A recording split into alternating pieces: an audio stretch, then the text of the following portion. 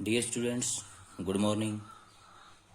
9वीं कक्षा की हिंदी व्याख्यान में 9वीं कक्षा के हिंदी के लेक्चर में एक बार फिर से आप सबका हार्दिक स्वागत है। विद्यार्थियों, हम जिस अध्याय का अध्ययन कर रहे थे, हम जो पाठ पढ़ रहे थे, उसका नाम है लहासा की ओर। लहासा की ओर जो पाठ है, जो अध्याय है, वो एक यात्रा वृत्तांत है। मैंने आपको पहले भी बताया था।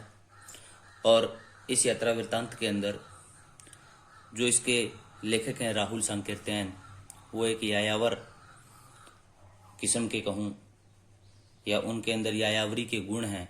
यायावर होते हैं घूमने फिरने के शौकीन। तो राहुल सांकृत्यायन जो हैं वो घूमने के शौकीन हैं और अपने उसी अंदाज में, अपनी उसी कड़ी में, उसी यायावरी में उन्होंने तिब्बत की यात्रा की। जो लहासा है वो तिब्बत की राजधानी है और हमने पहले भी पढ़ा था कि उन्होंने वहाँ जा कर के और वहाँ के सामाजिक वातावरण, वहाँ के प्राकृतिक वातावरण, किस प्रकार से वहाँ लोगों का व्यवहार रहता है और वो कैसा वेश बना करके, एक भिखमंगे का वेश बना करके, क्योंकि वहाँ पर पहले भारतीयों का आवागमन जो है वो कानूनी नहीं था, इसलिए उन्होंने उस तिब्बत की राजधानी लहासा की यात्रा करने के लिए उन्होंने एक भिखमंगे का वेश बनाया और वहाँ पर यात्रा की। तो उसी कड़ी में आज आगे पढ़ते हैं कि जब उन्होंने वहाँ की यात्रा की, लहासा की, लेखक ने, तब उन्होंने वहाँ क्या क्या देखा। परित्यक्त चीनी किले से चाय पीने के पश्चात जब लेखक आगे बढ़ा तो उन्होंने राहदारी देनी पड़ी और उसी दिन वे थोंगला के पहले के अंतिम गांव में पहुंच गए। वहां उनके सहायक सुमति के जान पहचान के आदमी थे। भिखमंगे के वेश में होने पर भी उन्हें रहने के लिए अच्छी जगह मिली। लेखक 5 वर्ष पश्चात एक यात्री के रूप में इस स्थान से गुजरा था, किंतु तब उसे किसी ने अच्छी जगह नहीं दी थी। यह वहाँ के लोगों की मनोवृत्ति पर निर्भर करता है। तो लेखक ने बताया कि वो एक चीनी किले के अंदर पहुंचे, वहां से चाय पी और अपनी जान पहचान के व्यक्ति सुमति के साथ वो आगे बढ़े। उन्होंने देखा कि वो भिखमंगे के वेश में है, तब भी उन्हें वहां पर बहुत ज्यादा इज्जत मिली, लेकिन जब वो बिना भिखमंगे के वेश में गए थे तब लोगों ने उनके साथ उतना अच्छा व्यवहार नहीं किया। ये वहाँ के लोगों की मनोवृत्ति पर निर्भर करता है। लेखक को अब सबसे खतरनाक मार्ग डांडा थोंगला पार करना था। तिब्बत में सबसे खतरनाक स्थान डांडे है। डांडे का मतलब ये स्थान का नाम है डांडे, कि वहाँ जो डांडे नाम का स्थान है वो सबसे खतरनाक है। यहाँ दूर दूर तक मार्ग के दोनों ओर कोई गांव नहीं है। डाकुओं के लिए सबसे अच्छी जगह है। ऐसे स्थान पर खून की परवाह नहीं की जाती और न ही सरकार इस पर ध्यान देती। हथियार का कानून न होने के कारण वहाँ लाठी की भांति लोग पिस्तौल और बंदूक रखते हैं। इस मार्ग पर अनेक खून हो चुके थे, किंतु लेखक को खून की कोई परवाह नहीं थी, क्योंकि वह भिखमंगे के बीच में था। पहाड़ की ऊंची चढ़ाई पर पीठ पर सामान लदा हुआ था और अगले पड़ाव पर भी 16-17 मील की दूरी पर था। लेखक के सहायक ने 2 घोड़े लेने की सलाह दी। तो लेखक ने देखा कि वो जो है सबसे खतरनाक स्थान था डांडे, और वो जब वहां पहुंचा तो उन्होंने वहां पर जाकर के देखा कि तिब्बत के अंदर लोग पिस्तौल इस प्रकार रखते हैं जिस प्रकार की आम लोग जो है लाठी रखते हैं, क्योंकि तिब्बत के अंदर जो है वो हथियार का कानून नहीं है।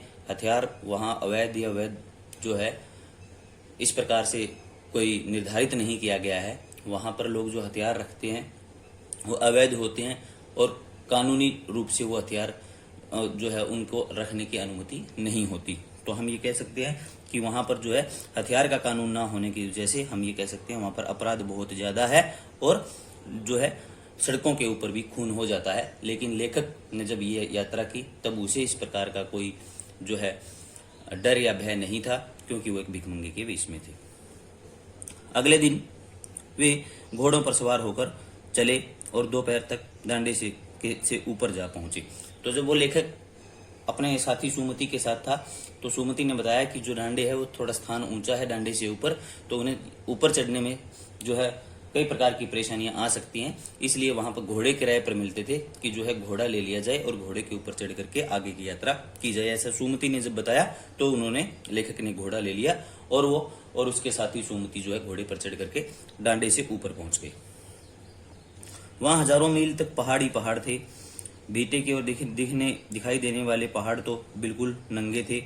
डांडे के सबसे ऊंचे स्थान पर वहां के देवता का स्थान था। ये बीटे और जो डांडे है वो स्थान बताया गया कि बीटे की तरफ, वहां स्थान का नाम है। बीटे की तरफ जब देखा गया तो पहाड़ बिल्कुल नंगे थे। पहाड़ बिल्कुल नंगे थे का मतलब है कि उसके ऊपर किसी प्रकार की जो वनस्पति है वो नहीं थी, पेड़ पौधे नहीं थे।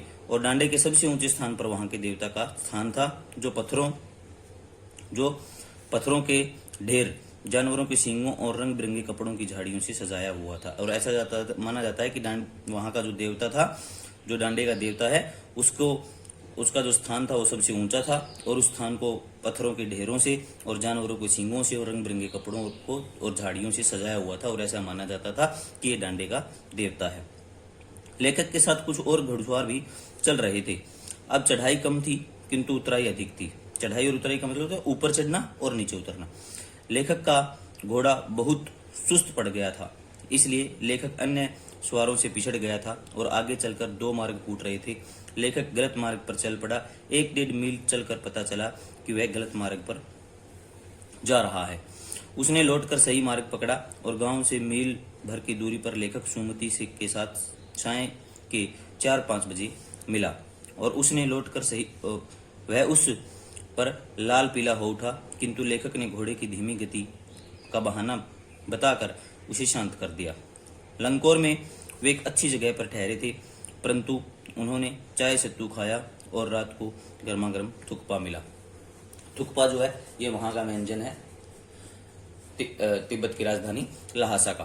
तो लेखक ने बताया कि लेखक और सुमति जब जा रहे थे तो रास्ते में जो लेखक का घोड़ा काफी सुस्त था और उसका सुस्त का मतलब धीरे चल रहा था। और जब वो धीरे चल रहा था तो रास्ते में 2 मार्ग फूटे, जिसमें सुमति आगे निकल गया, लेकिन लेखक को ये पता नहीं चला कि उसे कौन से मार्ग पर जाना है। वो दूसरे मार्ग पर 1-1.5 मील जब चल पड़ा तब उसे पता चला कि वो जो है जिस मार्ग पर जा रहा है वो मार्ग गलत है। इसलिए लेखक वहां से वापिस आया और सही रास्ते पर गया।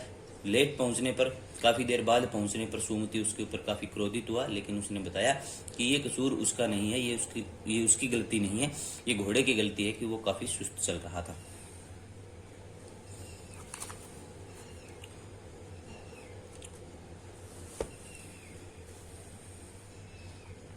अंततः लेखक टिंगरी के विशाल मैदान में पहुंच गया, जो पहाड़ों से घिरा टापू सा लगता था। उसमें एक छोटी सी पहाड़ी दिखाई देती थी। लेखक जो है लास्ट में क्या हुआ कि अंत के अंदर जो लेखक है वो तिंगरी नाम के स्थान पर पहुंच गया, जहां पर एक बहुत बड़ा मैदान था और वो टापू की तरह लगता था। उसी पहाड़ी का नाम था तिंगमारी समाधिगिरी और वह जिस पहाड़ी के पास पहुंचा था उसका नाम था तिंगमारी समाधिगिरी। वहां सुमति के अनेक यजमान थे। यजमान का मतलब होता है जानकार, जिनके पास वह जाना चाहता था, किंतु लेखक ने उसे जाने की आज्ञा नहीं दी। हाँ, इतना अवश्य कहा कि जिस गांव में वे रुके थे उसी गांव के यजमानों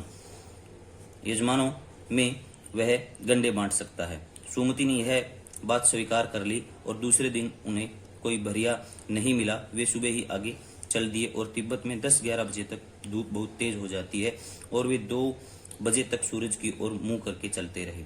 ललाट धूप से जलता, ललाट का मतलब होता है माथा। तिब्बत की जमीन बहुत से छोटे बड़े जमींदारों में बंटी हुई है और प्रत्येक जमींदार अपनी जमीन पर खेती स्वयं करते हैं, जिसके लिए मजदूर बेगार में मिल जाते हैं। बेगार का मतलब होता है मुफ्त में काम करना, फ्री में काम करना।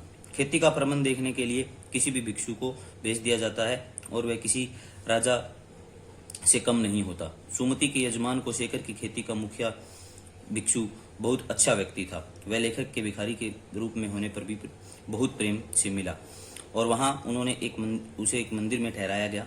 इस मंदिर में कंजूर होते हैं बुद्ध वचन की लिपि की हस्तलिखित 103 पोथियां रखी हुई थी। वे मोटे और अच्छे कागज पर लिखी थी। एक एक पोथी का बोझ 15 से 20 सिर कम नहीं था। लेखक उनमें रम गया। सुमति दूसरे दिन तक अपने यजमानों से मिलकर लौट आया और तिंगरी गांव वहां से बहुत दूर नहीं था।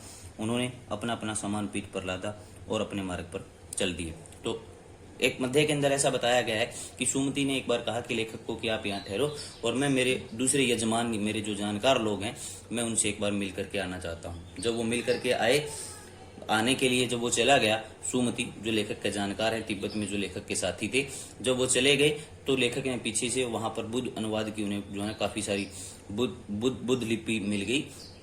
बौद्ध धर्म से संबंधित लिपियां का मतलब है एक प्रकार की पुस्तक, एक प्रकार के ग्रंथ जो कि बौद्ध धर्म से संबंधित होते हैं।